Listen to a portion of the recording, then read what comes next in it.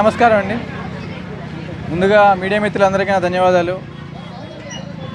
అందరికీ మరొకసారి వినాయక చవితి శుభాకాంక్షలు. ఈరోజు వినాయక చవితి సందర్భంగా మట్టి గణపతిని 9వ వార్డు గణేష్ ఫ్రెండ్ సర్కిల్ ద్వారా వాళ్ళ ఆధ్వర్యంలో ఈ ఉచిత మట్టి వినాయకుడు అనేది పంపిణీ చేయడం జరుగుతుంది.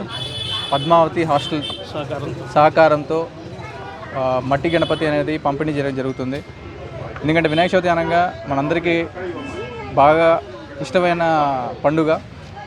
సో ఈ పండుగను అందంగా ఆనందంగా ఆయుర ఆరోగ్యాలతో చక్కగా జరుపుకోవాలని చెప్పేసి మనస్ఫూర్తిగా కోరుకుంటున్నాను. ఈ మట్టి గణపతి ఏదైతే ఉందో ఇది ఈకో ఫ్రెండ్లీ గణపతి. ఎందుకంటే మీ అందరూ చూస్తున్నారు, ఈరోజు మ్యాన్మేడ్ డిజాస్టర్స్ లాగా మనం ముందు పర్యావరణాన్ని కాపాడుకోవాలి. పర్యావరణాన్ని రక్షించుకోవడానికి పర్యావరణం రక్షిస్తే ప్రకృతి మనల్ని రక్షిస్తుంది.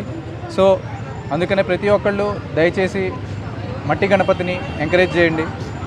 ప్లాస్టర్ ఆఫ్ ప్యారిస్ ఏదైతే ఉంటుందో దాని మీద వేసే రంగుల వల్ల నిమజ్జనం అప్పుడు వాటర్ బాడీస్ అనేవి చాలా కలుషితం అయిపోతున్నాయి.